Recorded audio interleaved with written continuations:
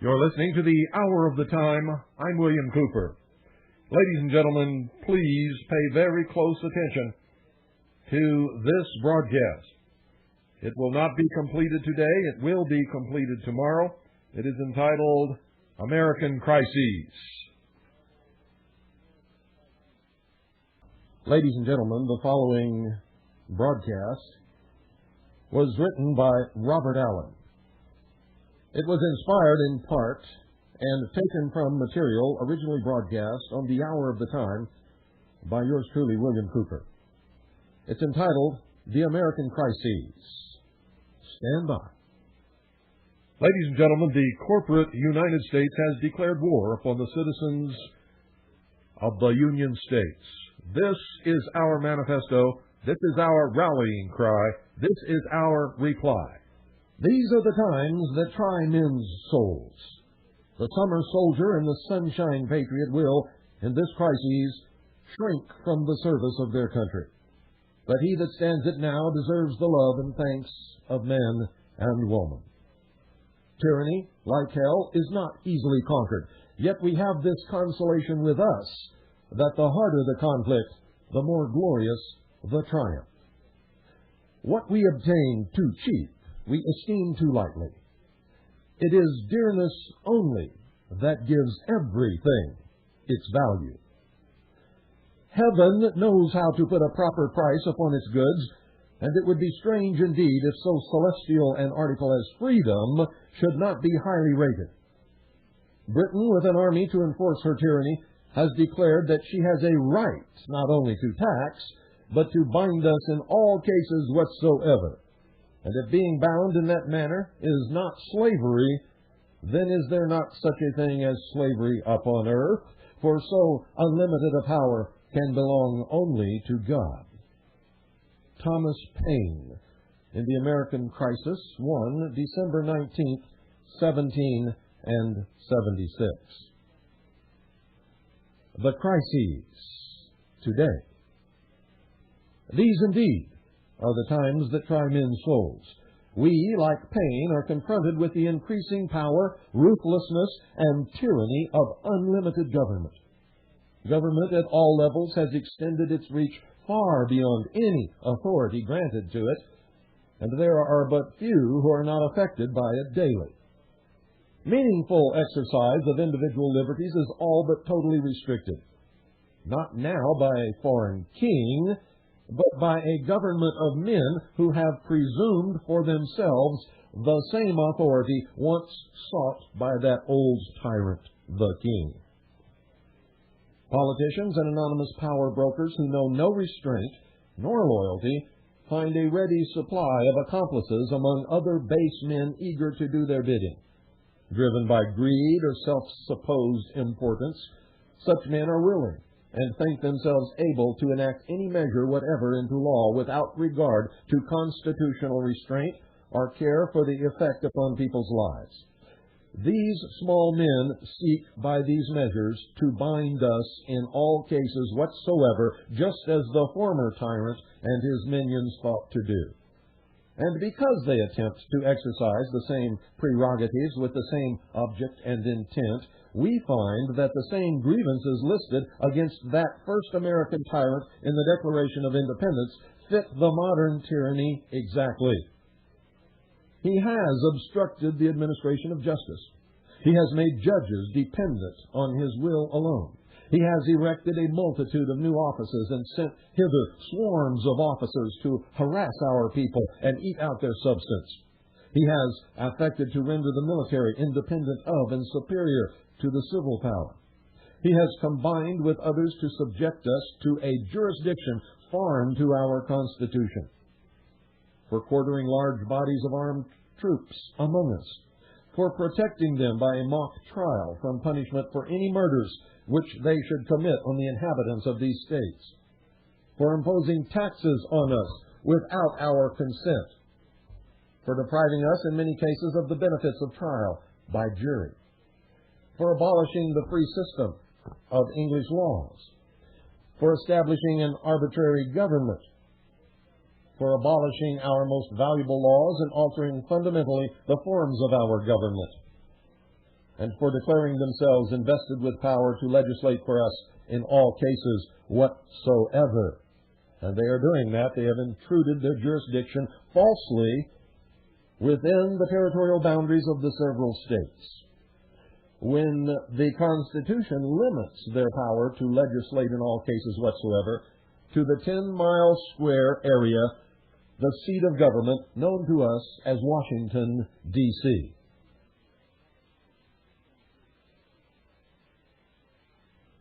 American government today distinguishes itself as having the same character as such a king, obstructing the simplest justice and sending forth swarms of officers whose sole function seems to be to harass us, eat out our substance, destroy our lives and liberties, and to search out new subjects for their king. By international agreements, public and secret, United Nations treaties, and a host of other arrangements, we are indeed subjected to jurisdictions foreign and repugnant to our Constitution.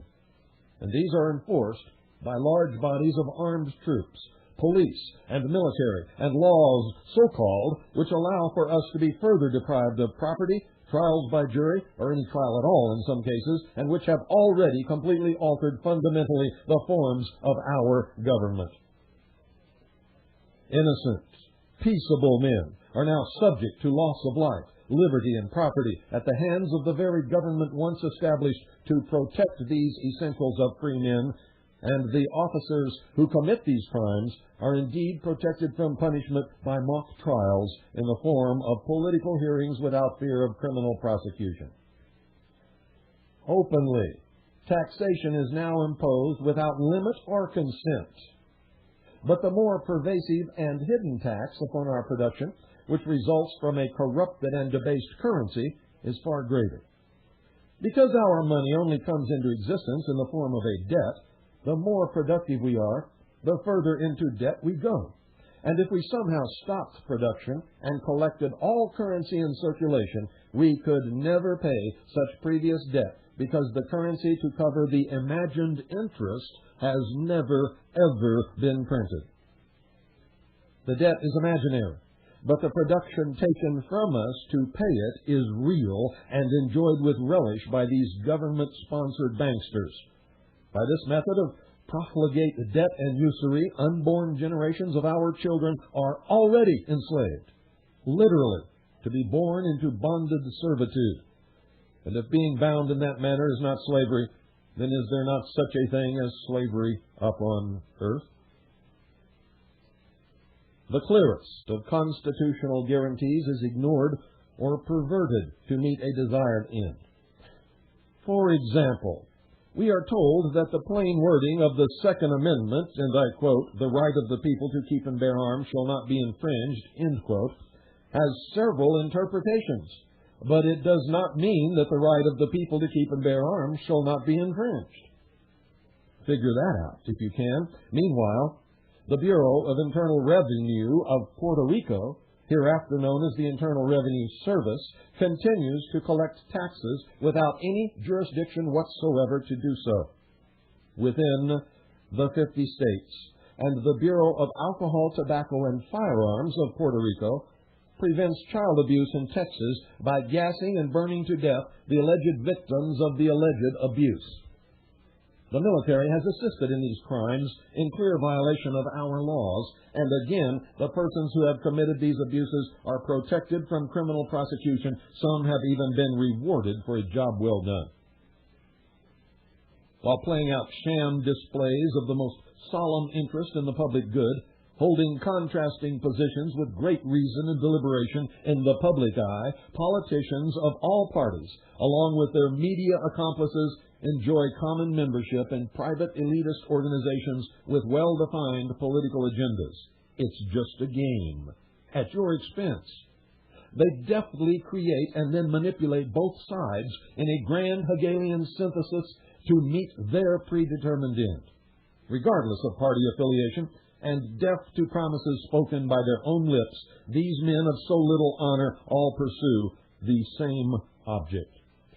there is not a nickel's difference between the Republican and Democrat Party.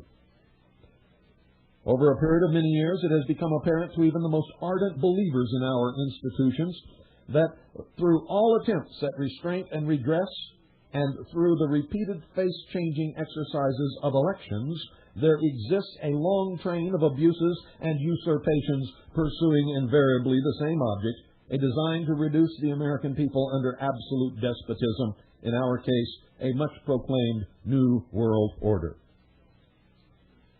Many well-founded constitutional, jurisdictional, and strictly legal arguments have been made against these abuses, but by now most thinking men realize the futility of arguing any point of law with the king who presumes to write the law. No matter how compelling the argument, and no matter what legal foundation among which it is constructed, it can be altered, abolished, or nullified by the next stroke of the pen, if he finds it disagreeable.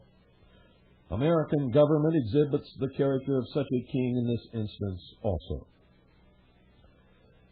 But far more important than the overt changing of laws, most realize by now that in making any legal defense or petition for redress, we are compelled to present it before people who have limited knowledge of the Constitution and law at best, or have utter disregard and contempt for it at worst. If this were not so, they would not now be enforcing such illegal and unconstitutional measures upon us.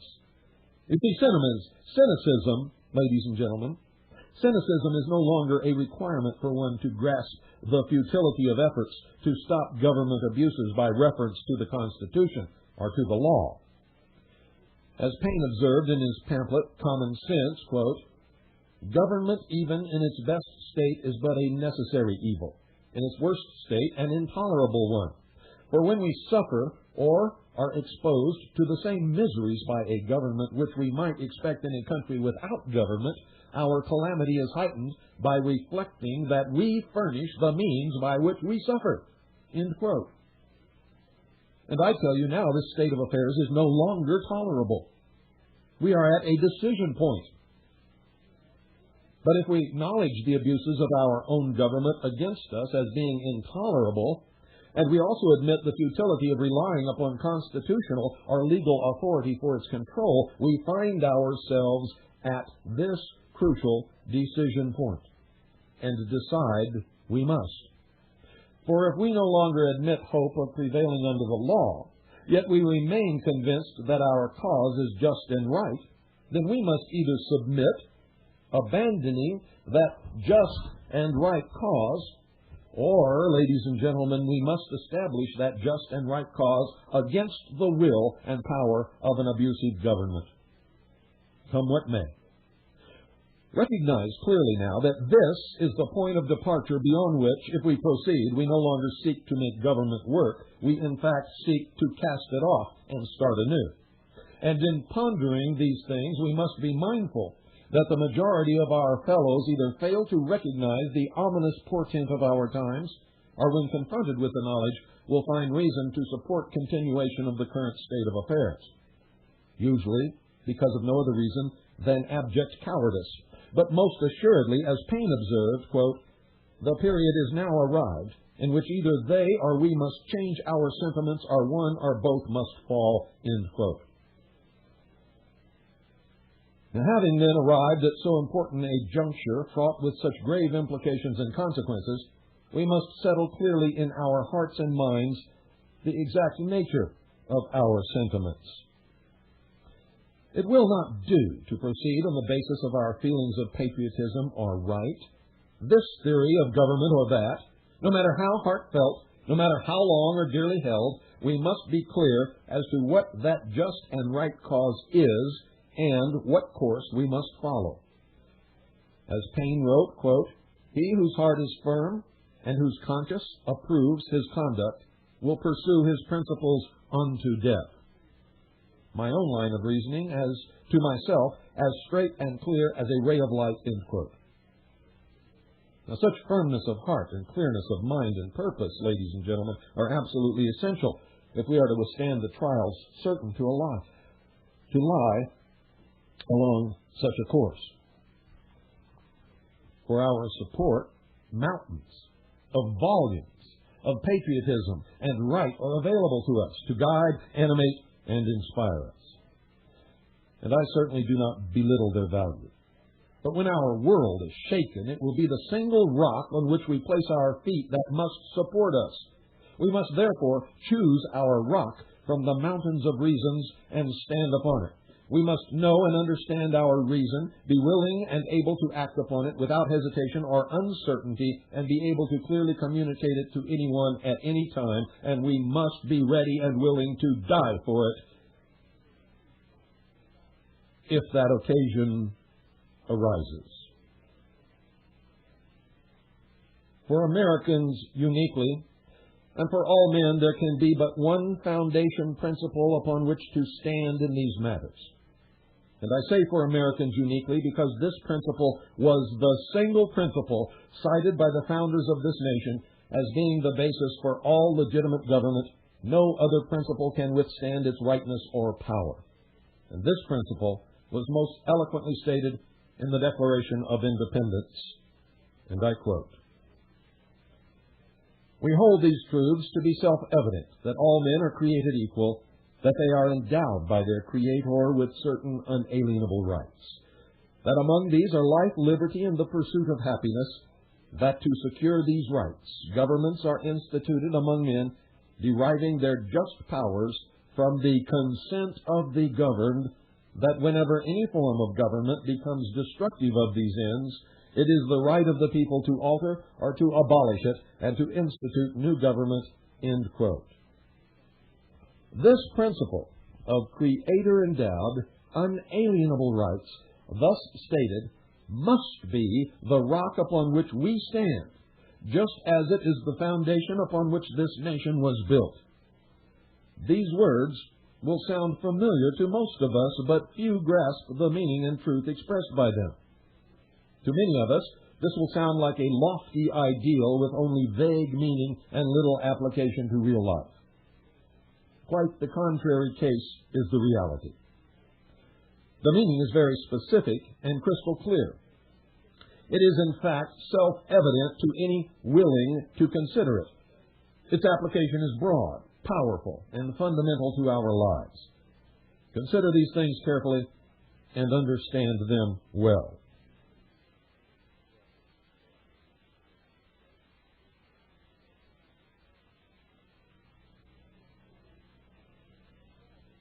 We hold these truths to be self-evident. That is, the things to follow need no legal interpretation or elaboration, being self-evident to all thinking men. That all men are created equal. Most modern attention has been paid to the equal status of men, and usually for political gain, but the actual emphasis, as used by the founders, was on the recognition of the created status of man, explicit recognition of a Creator. That they are endowed by their Creator with certain unalienable rights. This is recognition that the Creator grants rights to individual men. No other source of any right is acknowledged. Further, the rights so endowed are not alienable by other men acting individually or as any organized body without qualification. That to secure these rights, governments are instituted among men.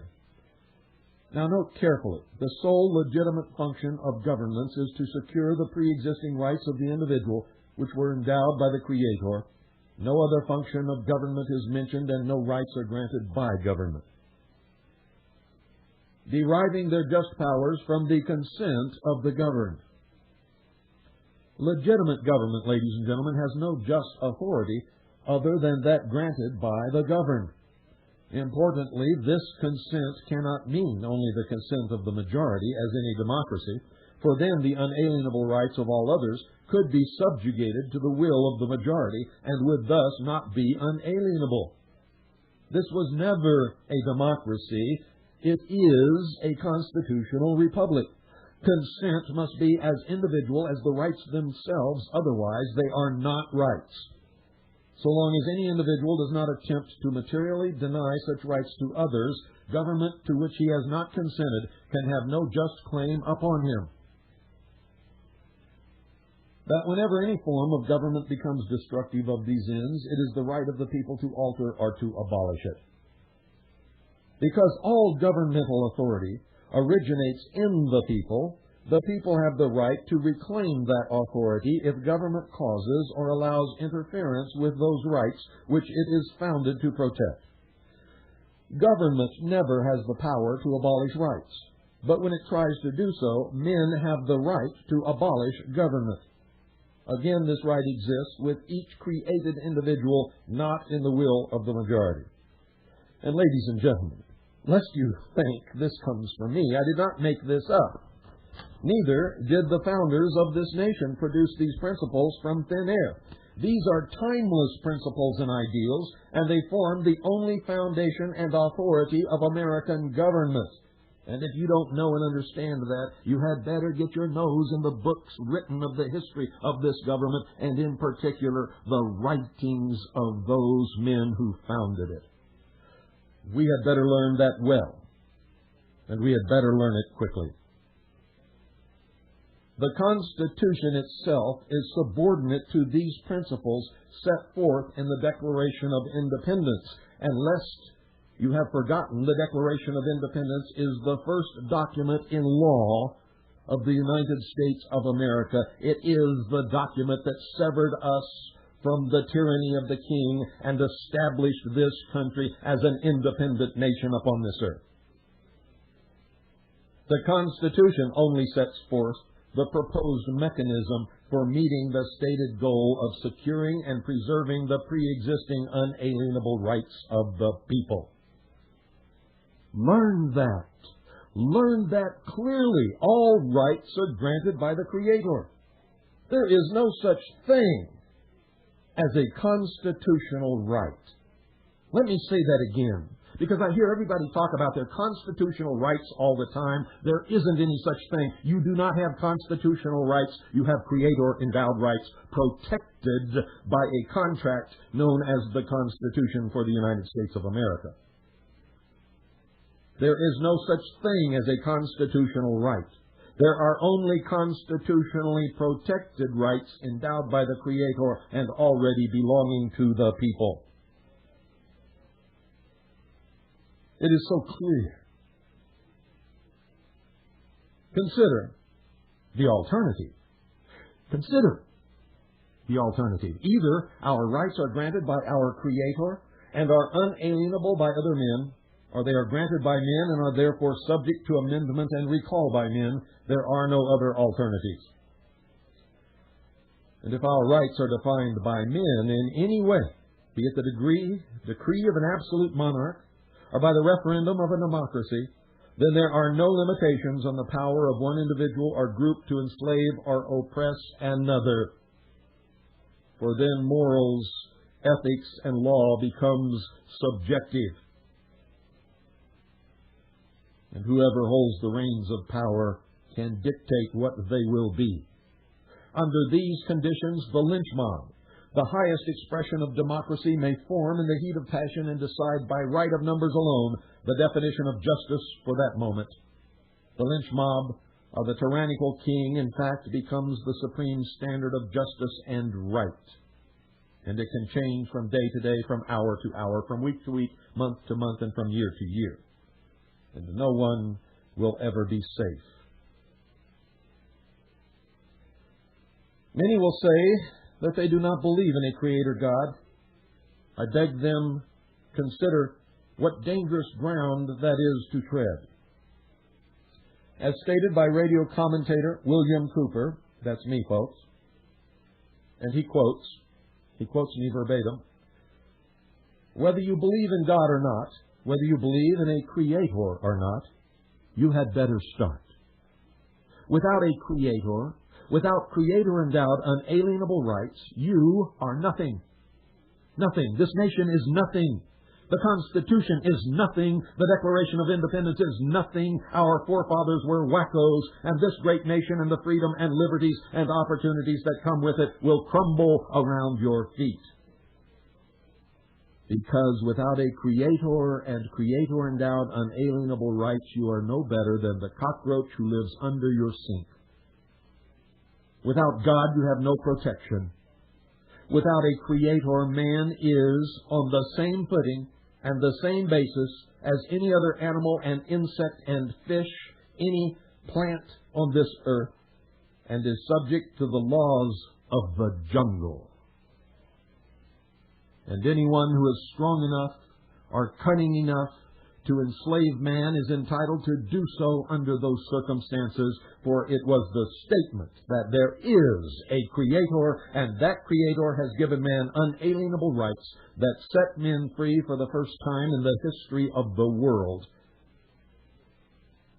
For that is the cornerstone. That is the foundation upon which the Declaration of Independence, the Articles of Confederation, the Constitution, the Bill of Rights, and this nation rests, and without it, it will all crumble to nothing. All of it will crumble into dust beneath your feet and will become as nothing. End quote. William Cooper, from the Hour of the Time radio broadcast, author of the book Behold a Pale Horse. And he goes on. It is precisely the loss or abandonment of this valuable cornerstone which has caused the crumbling of our nation today. So we might now ask, if our nation was founded on so simple and good a foundation, how is it that we have strayed so far? And it is important not simply to answer that question, but to understand that there is an answer, that this has not simply happened, and that the cause is simple and knowable. But to understand that there is an answer, that this has not simply happened, and that the cause is simple and knowable. For if we understand that it has resulted from a design of men, perhaps our anger directed at those responsible will motivate us to reestablish our foundations where simple political motivations have failed. And believe me, they have failed. Consider for a moment that this American government, which came into existence only to preserve Creator-endowed rights, should enforce so zealously the exclusion of teaching of creation from the educational system and the exclusion of any Creator God from public life. I tell you, it cannot. At the instant that American government denied the Creator, it ceased to have any authority to govern. Let me say that again so you understand it perfectly. At the instant that American government denied the Creator, it ceased to have any authority to govern. But if effect betrays intent, consider the likely intent of this subtle action. Generations of free men have now been made to forget their Creator, and as a direct result have given up voluntarily, if unknowingly, those important Creator-endowed rights. In doing so, we have also given over the prosperity, power, and wealth which results from their exercise to these slave masters, which was their object. Without a strong knowledge of our created status, we have been utterly confused and defenseless against these usurpations of Creator-endowed rights. Don't you all feel confused and helpless and defenseless? Like there's really nothing you can do, and everybody knows that there's something terribly wrong, and you're scared? I remember when I was a boy, when a policeman came down our block, all of us used to flock to go talk to the policeman because we loved him. No one was afraid of the police. And when they say that people didn't lock their doors, I'm here to tell you that that's true. People did not lock their doors. My parents did not lock the doors at night. We children played in the streets long after dark without fear of interference, molestation, or sexual perversion of any kind. I never knew a criminal. I never even knew a girl that got pregnant out of wedlock. Now, I'm not saying that these things did not occur somewhere, but they didn't occur where I lived. They did not occur in the unbelievable numbers that they occur today. In fact, the crime in this country was extremely low and confined mostly to the big cities.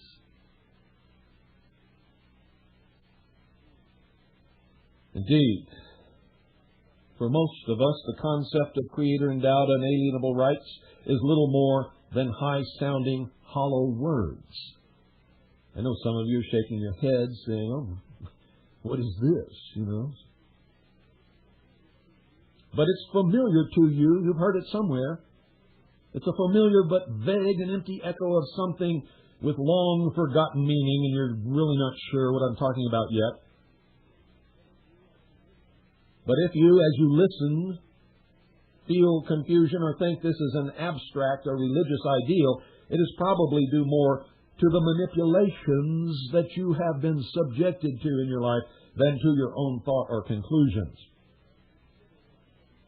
Consider what you have lost, or rather what has been stolen from you by this simple omission from your education. This is, ladies and gentlemen, in fact, the reason for the effort over the years to remove prayer from school and the concept of a Creator God from the King's educational system. It was this single concept which was the strength of our nation of free men, and if we were to be brought again into the bondage of arbitrary government, we had to be stripped of any meaningful concept of a Creator God. Because without a Creator God, there are no Creator-endowed rights. It's a simple principle. No Creator, no Creator-endowed rights, and the only rights we would recognize would be those granted by men. Anything granted by men can be changed, taken away, or stomped into the dust at a moment's notice. Thus, these base, dishonorable men, occupying the seat of government today as kings, are again free to govern by their own means without this important restraint. And I tell you, they know full well the power of this principle and do not want you to know it, and it is one of the primary reasons that they are trying so hard to silence us, to murder us, or to imprison us, before we are able to convey these principles and ideals to the general American public once again, and the people once again reach out to take back their power.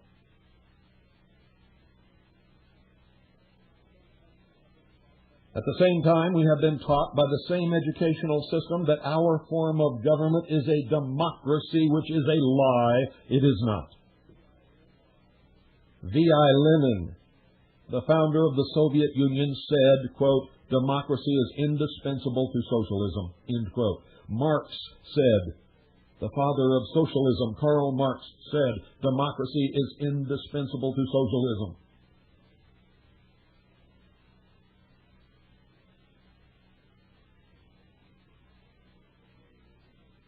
We have been told over and over again. Your children are being told today in their schools that our form of government is a democracy. It is a lie. It is not. And toward this end, we are constantly reminded that our most valuable right and solemn obligation is to participate, to vote. And most of us now believe it. We have come to think that those who do not vote have no right to complain about governmental abuses. Stated another way, if government takes away your rights, it is because you did not participate enough. So candidate after candidate, issue after issue, we participate. We expend our energies, resources, and time like rats in a maze, hoping that the next turn of the voting lever will provide the way out to rest and security. But it always leads only to another and then another until we no longer care and simply move along with the most comfortable group of fellow rats. Rats. We choose the lesser of two evils, forgetting that a deal with the devil is still a deal with the devil, whether it's the lesser of the greater of the two. The value of absolute unalienable rights quickly becomes apparent under these conditions, as does the difference between men and rats, and deals with the devil.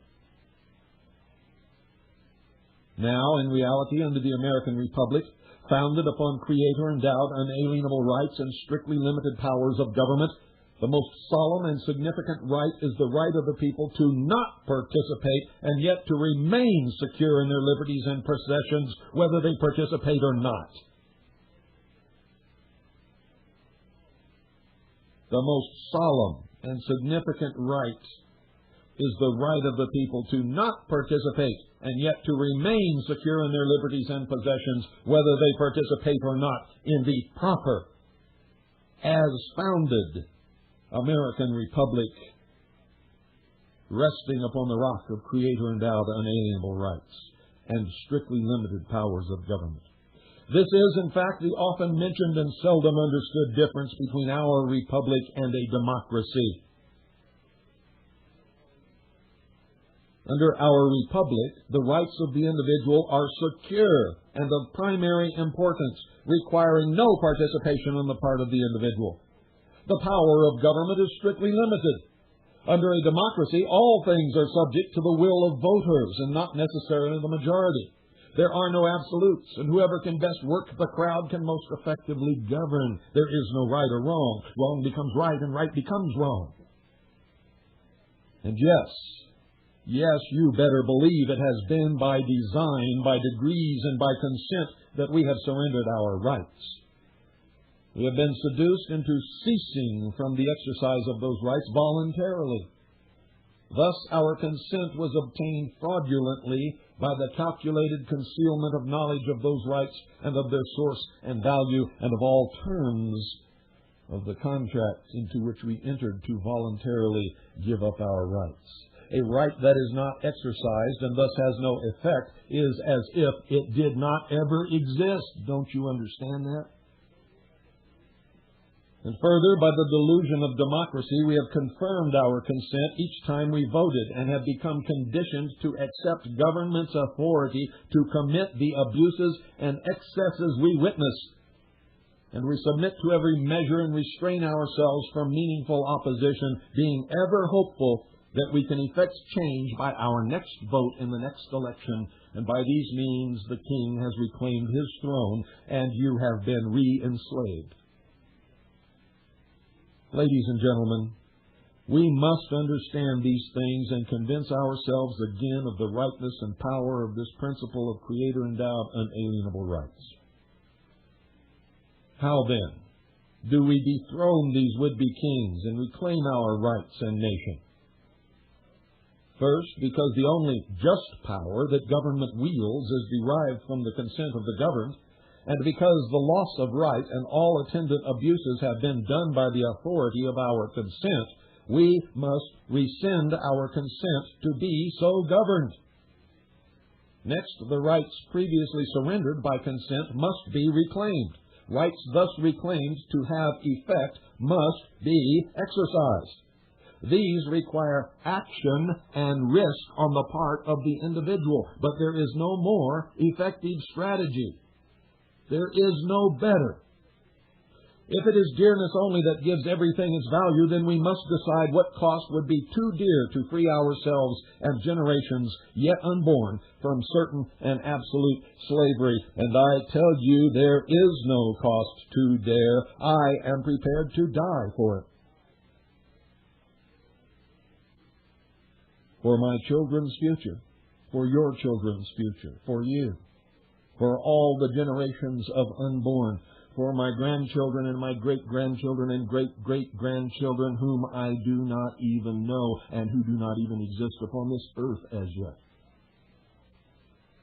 That is what our founding fathers did for us, whom they called their posterity.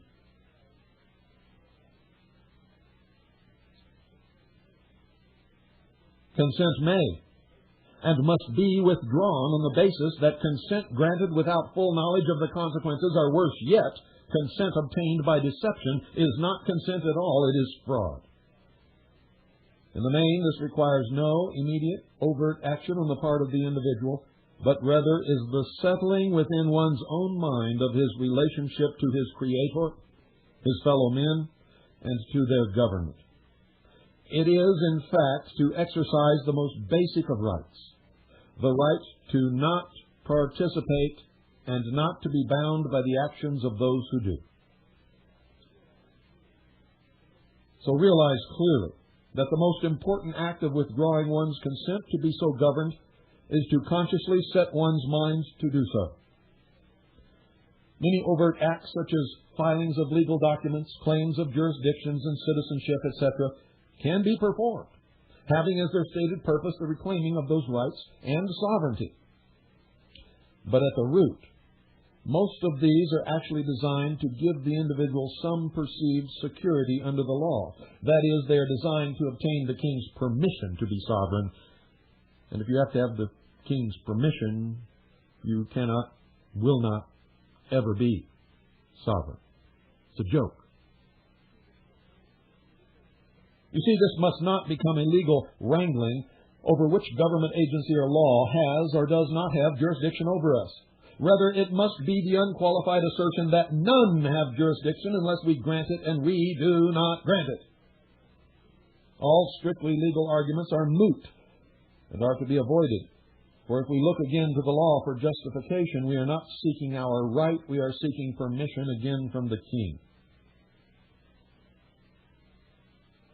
No. The most effective strategy by far is to settle matters within one's own mind and then to conduct oneself accordingly. Accustom yourself to thinking and acting on this basis. If the king objects, let him come to you and be prepared to withstand him for your part. Defend yourself. Withdrawal of consent is to largely ignore popular political debate as of no consequence, and certainly not to participate in it, never to vote, and not to be bound in any way by the outcome of any election. As such, this is a rethinking and repudiation of democracy and will likely be very difficult for some who have erroneously thought democracy to be the foundation of our liberties. But consider, ladies and gentlemen, that in some of the most oppressive nations on this earth, voting is mandatory. If it were not, no legal authority could be claimed by those governments, and without the hope, even if false hope, provided by their vote, the people might rebel. Why do you think the Soviet Union required all of their citizens to vote in every election, even though there was only one party and one person running for each office? It was so they could say they had the consent of the people to govern those people in any way they wished. That's what democracy brings you. How often have you felt that you had no real choice in an election and decided to vote for the lesser of the evils? Consider that in doing this, you have consented to be governed by an acknowledged evil. If you were playing a card game and discovered it to be rigged against you, it would not be sufficient to complain and continue to play, nevertheless, the game. You must leave the table. You must leave the table.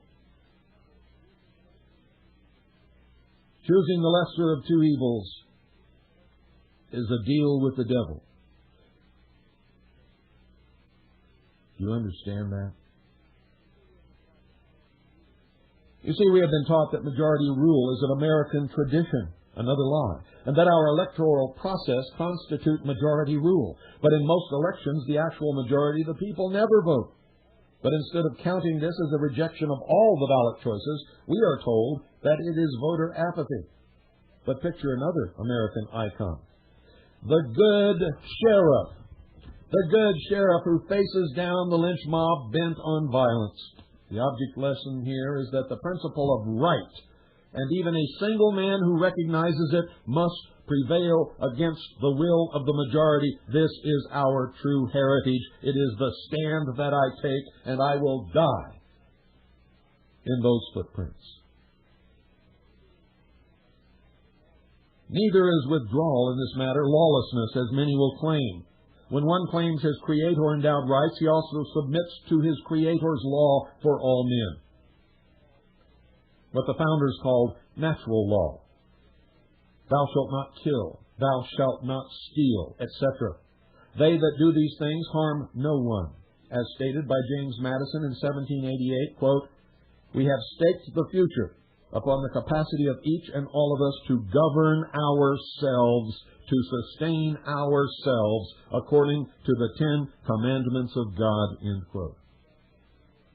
In claiming the rights endowed by the Creator, we also assume the responsibility of conducting ourselves according to His laws, including that of sustaining ourselves materially according to His laws. These are not matters to be trifled with, as any, believe me, ladies and gentlemen, as any who try will soon learn. You see, reclaiming those lost rights requires more overt action on the part of the individual. As I mentioned previously, these rights were surrendered when we voluntarily ceased to exercise them. For example, our right to be free from taxation to which we have not consented is surrendered at the time we pay the tax. That's why, when I petitioned the Internal Revenue Service through the Freedom of Information Act to produce the documents which required me to file and pay the income tax, they sent me an old copy of a 1040 that I had signed and sent in as a return. That was their documentation. And we can protest all we want, but if we pay it, we have consented to it and surrendered that right. Later, ladies and gentlemen, I rescinded that consent in all contracts. In order for a right to be reclaimed, it must be exercised, which means you must refuse to pay it, as I have done. Also, as mentioned earlier, there is power and prosperity associated with these rights. The benefit is ours when we exercise them. It is our oppressors when we do not. Now, how many of you will murmur about how this sounds good and is very idealistic and all that, but that I should just try making that argument in front of a judge? But that is exactly the point. Exercise of a Creator-endowed unalienable right requires no prior permission from any officer of any man's government, and no judge has authority over God. When we exercise that which is clearly granted by our Creator and protected by our Constitution, we are only within our right and cannot cause harm to any of our fellows whatsoever. Now, if they and their agents in government leave us unmolested in these things, which is our desire, then by our actions we establish again that right for ourselves and become the medium through which is transmitted to our children and all others who will receive it. That is why they will not ignore it. That is why they must and will ultimately murder us, for we will not submit to their arrest. If, however, they seek to deprive us of that right and bind us to their will, it is they who act presumptuously and outside of law. They are outlaws, both man's and God's law. They are outlaws. You see, the Constitution is the supreme law of the land. Anything that is repugnant to it or exceeds its restrictions or granted powers is null and is canceled upon its inception.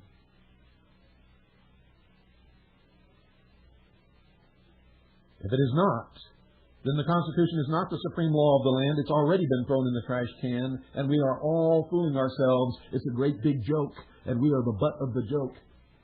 And we are already enslaved. We just have not been told yet. Either this is a nation under law, with the Constitution as the supreme law, or this is a despotic, tyrannical king who has come back to reclaim his serfs, his slaves, and his kitchen maids. Which are you?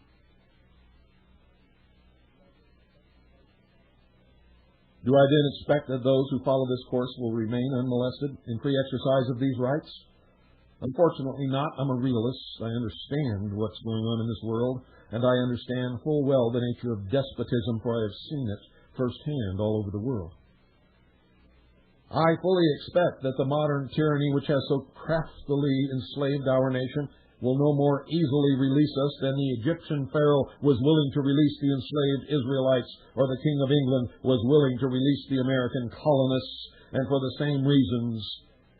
You see, we are their wealth, we are their merchandise, and we are their power. Without us as willing slaves and possessions, they are nothing. No, they may tolerate many things and even make certain concessions when necessary to placate those who would oppose them, but they will not, cannot allow any to survive outside their grasp. And ladies and gentlemen, that does it for today. We will continue with this same broadcast on tomorrow's episode of the Hour of the Time. Make sure you understand it, and if you don't, you can order the tapes, and we may tell you how to do that tomorrow. Good night, and God bless each and every single one of you.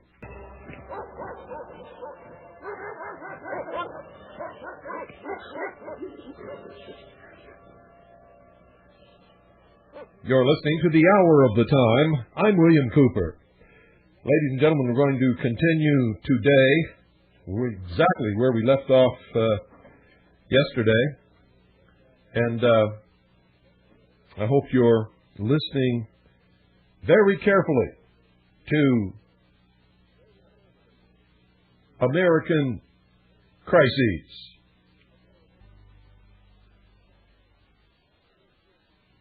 American Crises, Part 2. They see it as altogether necessary to crush any who attempt such activity, and in the most cruel manner, as a warning to others with similar ideas. And they are, in fact, already doing this. Many of you have witnessed it. Many of you very stupidly and ignorantly cheered them on. Christians whose ancestors fled the old world to escape religious persecution. Mormons who fled the eastern coast of this nation to found their own paradise near Salt Lake City in Utah because they were persecuted, said that the Branch Davidians deserved what they got because they were just a bunch of religious fanatics. I beg you, reconsider your bigoted opinions. Rediscover who you are and who you came from, and don't ever do that again. No true American would ever have done anything like that. Shame on you.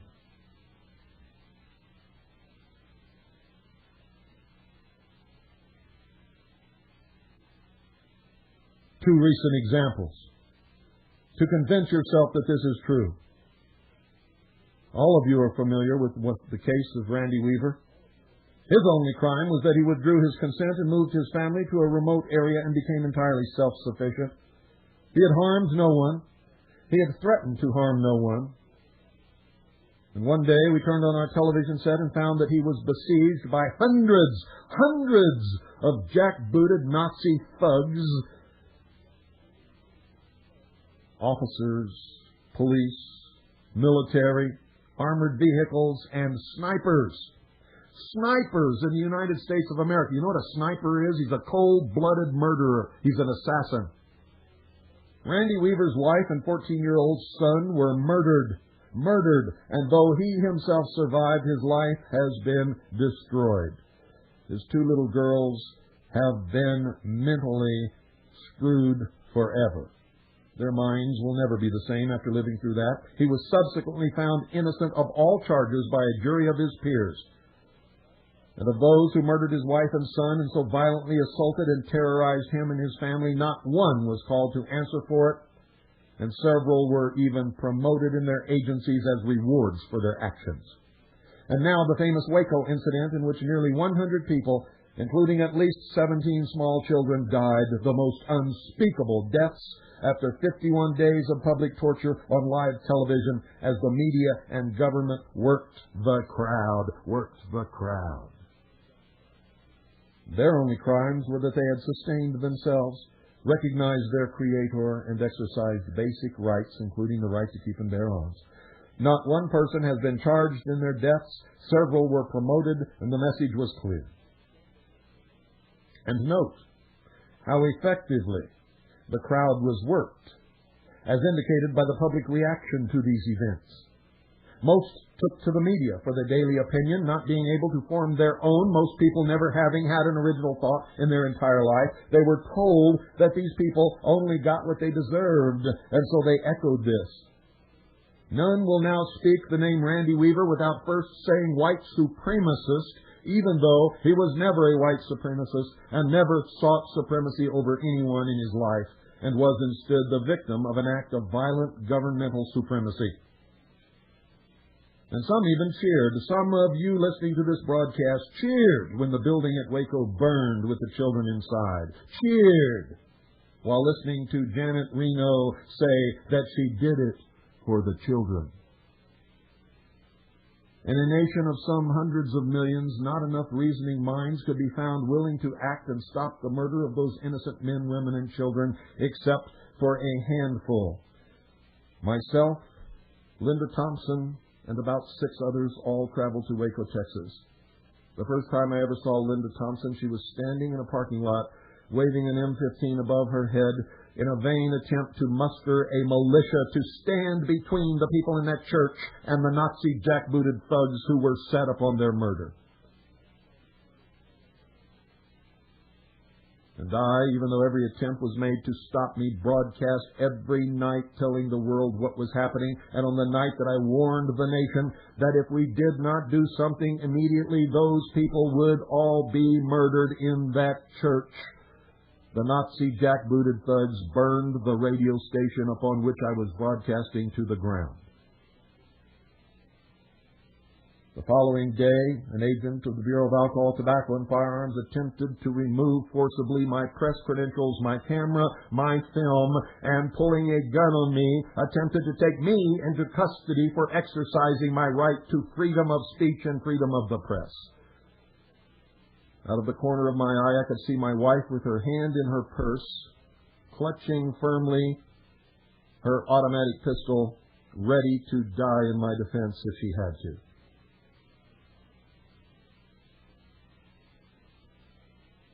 When the agent suddenly realized that we were not afraid of him and that he was then in danger, like a deflated balloon, he shrank, literally. His ego, his whole persona deflated, and he slunk off, tail between his knees, and left.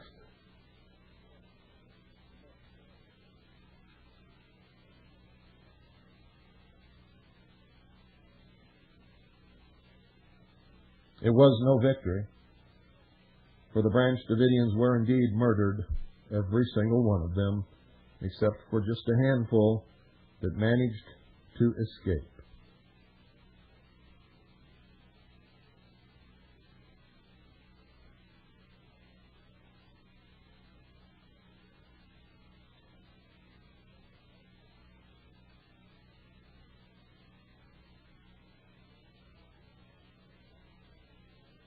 I have often said that if my neighbors were told that the law required them to slash my wrist and drain my life onto the ground, most would be at my door, razor in hand.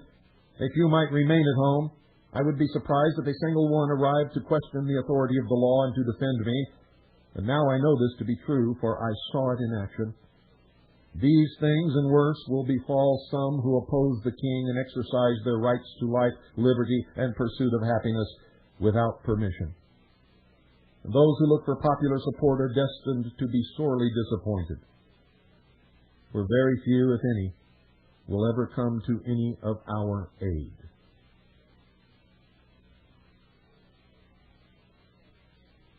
With little or no expectation of remaining unmolested and no real hope of wide popular support, what hope have we of prevailing in these matters?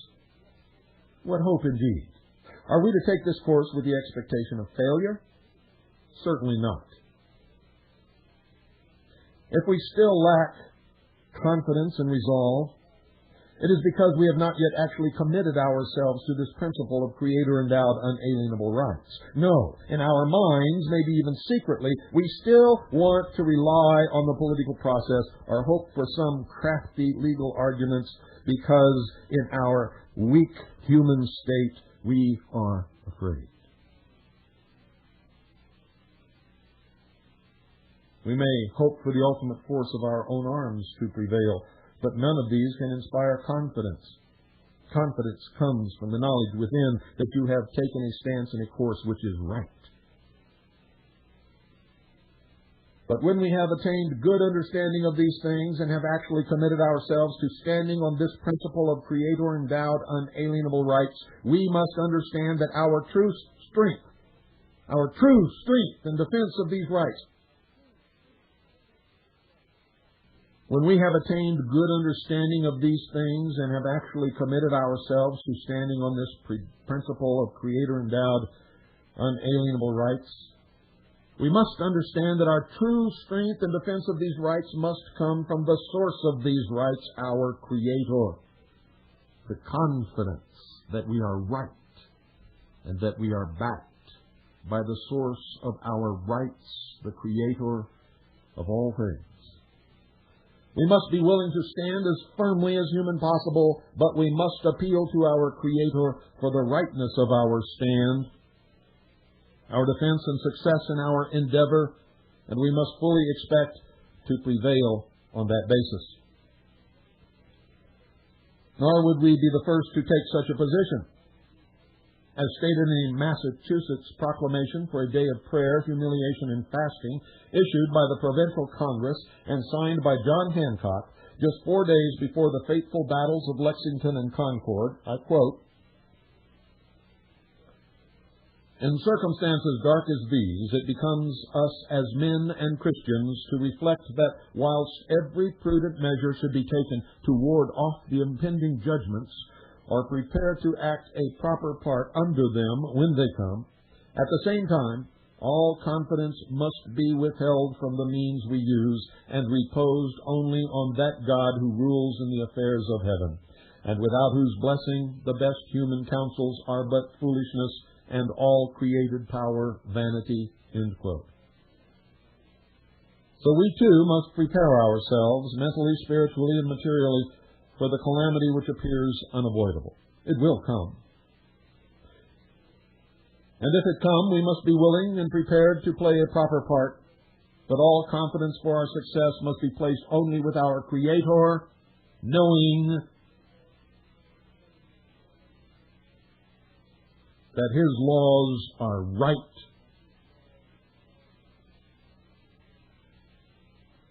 our Creator, the grantor and guarantor of those precious rights which are the subject of this conflict.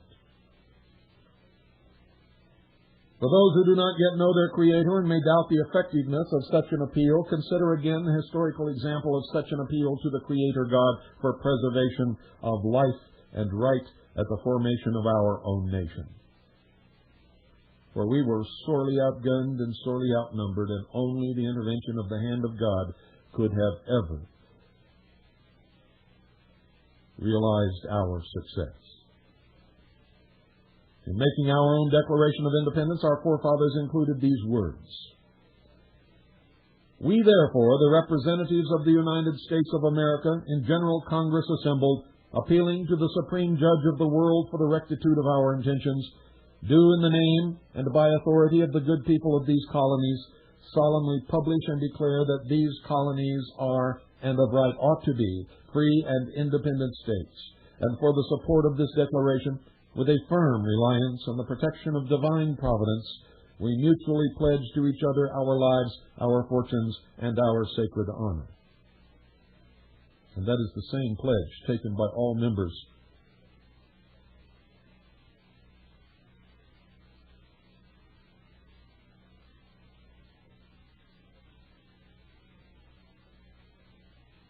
of the Second Continental Army of the Republic Militia. Now consider, ladies and gentlemen, that under the law of England, which claimed jurisdiction over these men at the time, this was an illegal act. In fact, those who supported this declaration were from that point on under a death sentence from the Crown of England and would have been hanged for treason if captured. But we know from what is now history that their appeal to the Supreme Judge of the world and to their firm reliance on the protection of divine providence were not misplaced, for the early history of our nation records the success of their efforts and the self-evident response to their appeal. The peace and prosperity that we have enjoyed up to this day are the result of that appeal made by those men so long ago. We are their posterity. Take note of the confidence these men had in the effectiveness of that appeal. When the declaration was signed, William Ellery of Rhode Island stood where he could watch each man affix his signature. He said, "I was determined to see how they all looked as they signed what might be their death warrant. I eyed each closely. undaunted resolution was displayed on every countenance."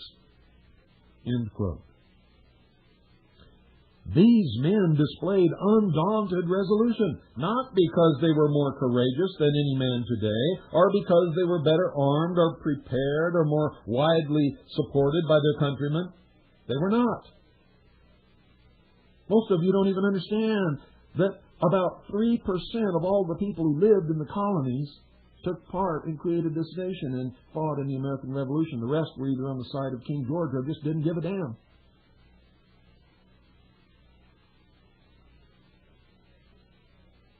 You see, it was because they understood the rightness of their position. They were confident of it, and they knew their Creator. Their confidence resulted from their appeal to the Supreme Judge of the world and their firm reliance on the protection of divine providence. They did not worry. They trusted in God, and they just did it.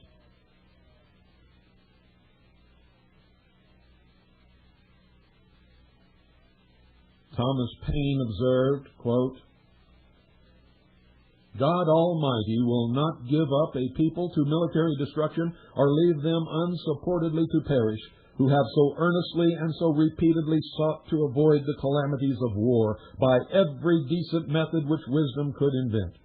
Neither have I so much of the infidel in me as to suppose that he has relinquished the government of the world and given us up to the care of devils. If we believe the power of hell to be limited, we must likewise believe that their agents are under some providential control." End quote. And events proved his observation to be 100% correct. For a related example, let us go to the period from 1296 to 1307 A.D. During this time lived one of the greatest figures in Scottish history, and some say in all history. His name was Sir William Wallace.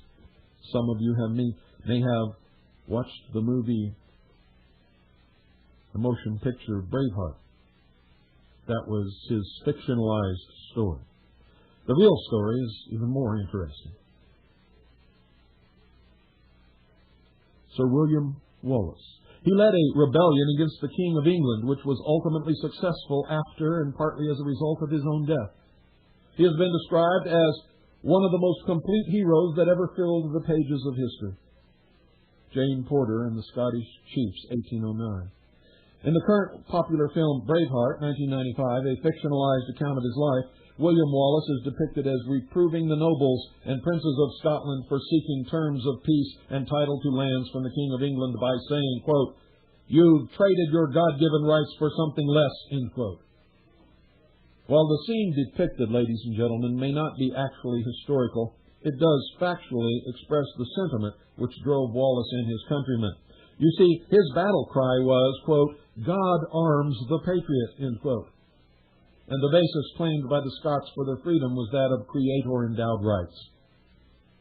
They also won against overwhelming arms and overwhelming numbers. Not merely coincidentally, in the true account of the life of Sir William Wallace, as is accurately depicted in the film, when captured by the king and charged with treason, his only defense was the very same one of consent. He claimed that he could not be guilty of treason against the king because he had never sworn allegiance to the king. Now, if this idea is at all abstract to you, ladies and gentlemen, you must remove the cause of the abstraction. This must be an understood axiom, as in mathematics, and not simply a thing to be believed in as a religious teaching. It is real and reliable and must become our guiding beacon, not a distant point of reference.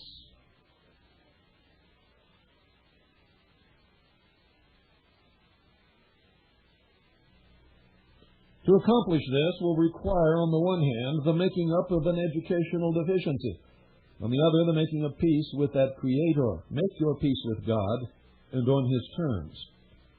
The first will require dedicated individual effort, much thought, and probably the rethinking of many things you thought you knew. The second will probably seem more awkward to those who had not previously acknowledged their Creator God, and for many who have.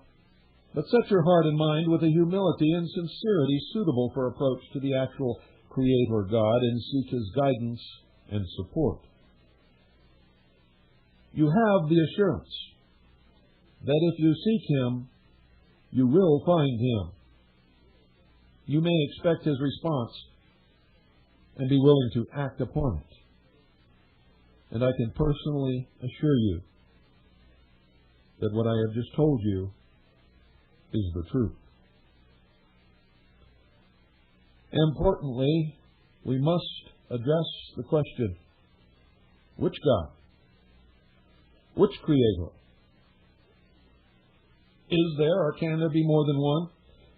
As a simple matter of respect, even among men, we do not refer to others as old what's-his-name, and none with pride in his accomplishments and position will long tolerate having his work attributed to others. So if we attribute our founder's success in any measure to the support of that God to whom they appealed,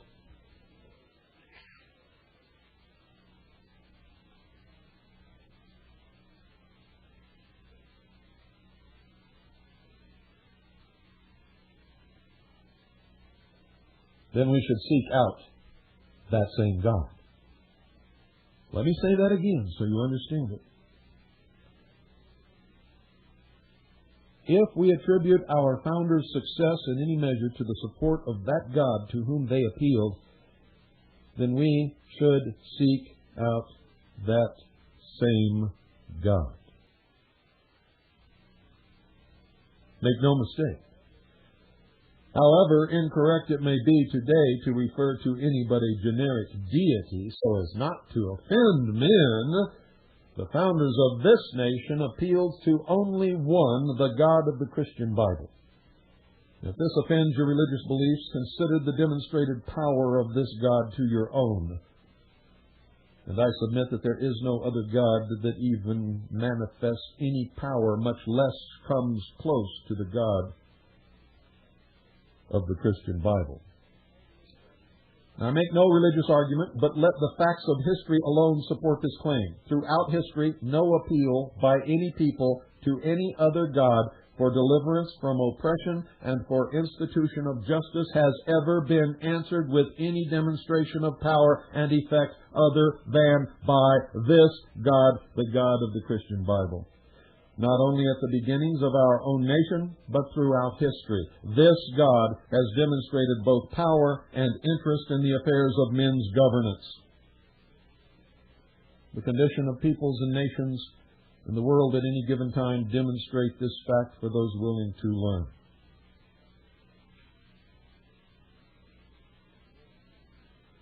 So where does one begin to find knowledge of their Creator? Most would think to look into religion. But as I just stated, this is not a religious argument, and this God is not a mere religious ideal. Modern religion has been as much responsible for the general disillusionment with any concept of a powerful present Creator God as has been the educational system. Most organized religions have tailored their teachings to the dictates of government and political correctness, so much so that they are nothing more than the religious agents of the king teaching the doctrines of the official, generic, neutered God. Jesus himself, if he were to return to this earth today, would reject every single major organized religion upon the face of this earth. Now, mind you, I am not telling you that he would reject the individual worshiper.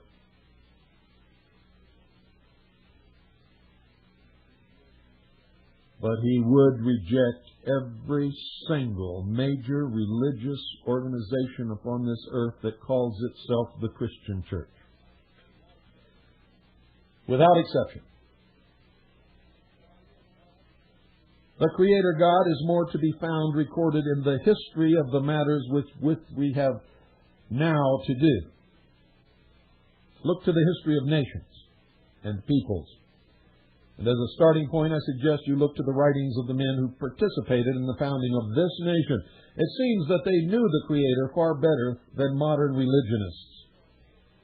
Convince yourself that they appealed to the God of the Christian Bible, and then read that Bible. Forget what men have told you is in the Bible, and read it. Don't wait to go to church and hear what your pastor or minister or bishop or or pope or whatever it is that you listen to tells you is in it or interprets it for you, you read it, beginning to end. It's a big book, and time is short, so you'd better get started. In it are many things that you will find difficult of understanding at the first. Read these, but do not become over-concerned with them. Instead, follow the continuity of history, peoples, and nations. You will find that it deals with matters of justice, the government of men, and the relationship of the Creator to those men and nations, to the near exclusion of what we would call religion. You will find the source of your right, every principle of good government, and the knowledge that so emboldened our founding fathers. Now, ladies and gentlemen, understand there is no intent to offend in this matter. I'm not trying to offend anyone with this broadcast, but I'm not apologizing for it either. The important point is this, that there is but one Creator God who can and does reveal Himself in the affairs of men, and appeal to any other is ineffectual. Ineffectual, does not work. Social and religion-based prejudices and proper politeness, which we have also learned in the king's schools and churches, only prevent us from acknowledging that Creator and making effectual appeal to Him for our right. If we cannot or will not name the Creator to whom we appeal, how can we have confidence of His support? And how does He know that we're talking to Him? Finally, any discussion of opposition to governmental tyranny must necessarily include intelligent reference to arms. I'm talking about guns. Arms, on the one hand, are the ultimate force employed by government for purposes of suppressing its opposition. On the other hand, defense of one's person, family, and property is among the rights granted by our Creator, and it is a biblical principle that, quote, a strong man armed keepeth his house, and his goods are in peace, end quote. As to the matter of arms, we must think very clearly. The current efforts by the government to restrict our clear, constitutionally protected right to keep and bear arms, as I already mentioned, is at the very heart of the reasons that we choose the course we do. Let there be no mistaking the purposes of a government which fears arms in the hands of the populace. The methods of all tyrants being similar, we again find Paine's words very helpful. Quote, there are persons, too, who see not the full extent of the evil which threatens them. They solace themselves with hopes that the enemy, if he succeed, will be merciful. It is the madness of folly to expect mercy from they who have refused to do justice, and even mercy, where conquest is the object, is only a trick of war. The cunning of the fox is as murderous as the violence of the wolf, and we ought to guard equally against both. The king's first objective is partly by threats and partly by promises to terrify or seduce the people to deliver up their arms and receive mercy, end quote. Now, all can see the efforts to terrorize and seduce us for the same cause today. But, ladies and gentlemen, I'm going to tell you right here, and you mark my words, we will see worse, as did those first Americans.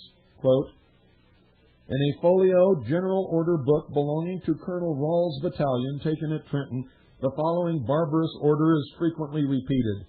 His Excellency, His Excellency, the Commander-in-Chief, orders that all inhabitants who shall be found with arms, not having an officer with them, shall be immediately taken and hung up, end quote. Now, it will come to seem a great liability.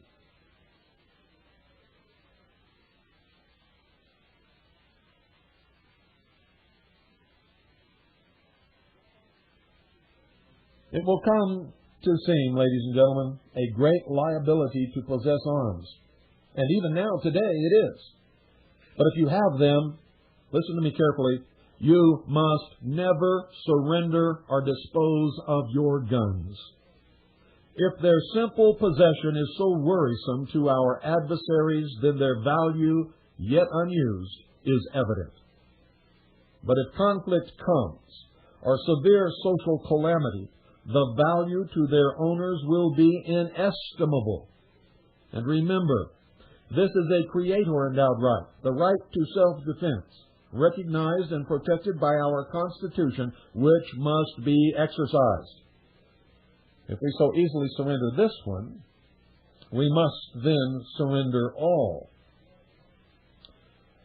Do I then advocate armed actions to accomplish our cause? Certainly not. And here he quotes me again. As William Cooper has repeated over and over again, and I firmly believe, quote, whoever fires the first shot will lose this war, end quote. A biblical principle familiar to most is, quote, whosoever shall live by the sword shall die by the sword, end quote. Now there are two swords mentioned. The first in the hand of the aggressor, the second in the hand of the defender.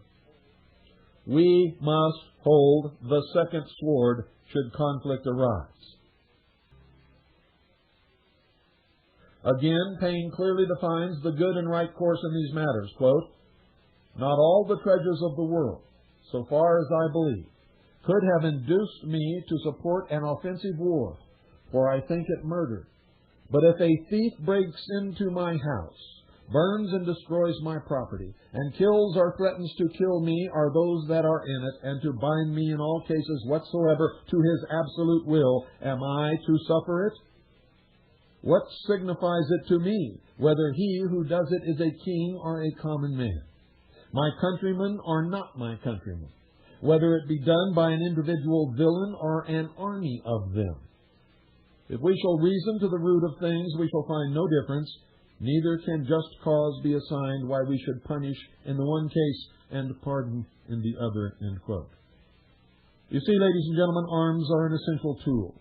Guns are an essential tool, necessary to the defense of one's security in peace or war, and should be used as required in that capacity. Most men agree that our nation is in great peril. Many who consider themselves patriots have undertaken efforts to prepare and defend themselves, their families, and country on what basis and by what means each feels most appropriate. But there is no agreement on what means is best, and no clear unifying principle underlying that patriotism. And I'm going to tell you right now, there is in fact a general sense of hopelessness in this cause, and most of you listening already feel it. My purpose in this broadcast, in giving you these things at such length, has been to present this concept of Creator-endowed unalienable rights to good men who have not previously considered these things. In presenting it at such length, though not nearly in a complete treatment, as it more probably should be treated, I hope to have caused some to consider that this is not a silly, vague, idealistic, or religious argument with little real value. It is instead a good and right and clear principle, and the only basis on which we can ever hope to prevail. This is the foundation of our nation, and as such must be the foundation principle adopted by all who would call themselves patriots. All agree that the unjust taking of individual rights by government is the cause and primary effect of the present crises. But most of us can see only political or legal means of opposing such tyranny, neither of which have produced meaningful results and will not, cannot. For the law no longer prevails. Judges no longer obey the law. The law is made up as they go along. And it is never made up in our benefit. We must come to realize that these represent a false hope for us, work only for the advancement of the present tyranny, and keep us removed from reliance upon the source of those rights, our Creator. These also constitute participation and therefore consent to be governed by the present tyranny, and we must withdraw that consent.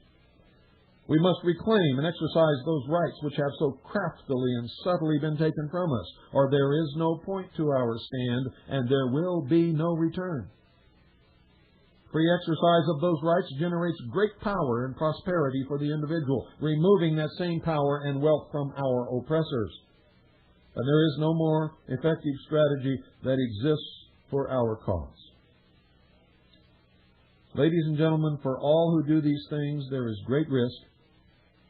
For some, there will be great consequences. But for all, and for generations to come, there will be great good accomplished. We must each know our risk and consider it loss as the price of admission to this contest. You understand? We must be clear of mind as to our reasons and purposes and be resolved to stay the course or not embark upon it at all. In other words, if you can't stand the heat, get out of the kitchen.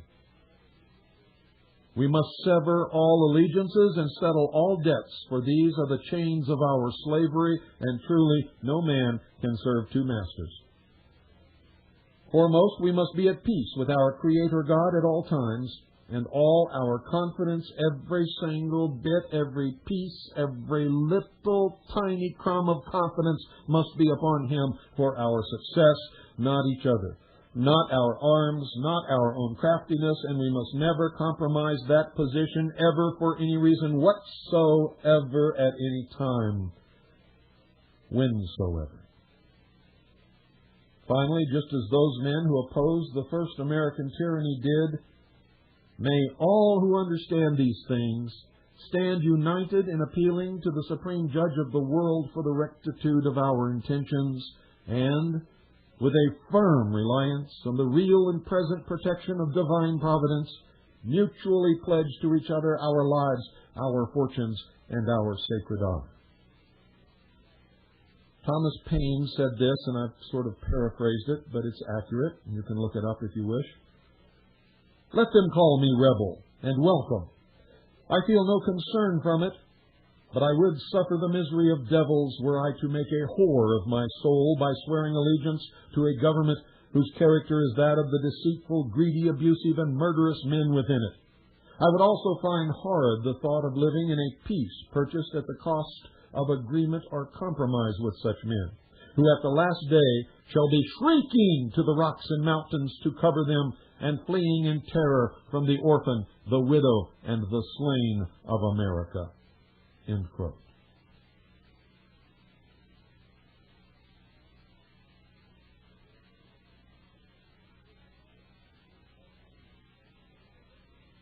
I believe firmly within my heart in God Almighty, the God of the Christian Bible. I believe in Jesus Christ and that He is my Savior. I believe in the Constitution for the United States of America, and I have sworn to protect and defend the Constitution for the United States of America against all enemies, foreign and domestic, and I intend to fulfill that oath.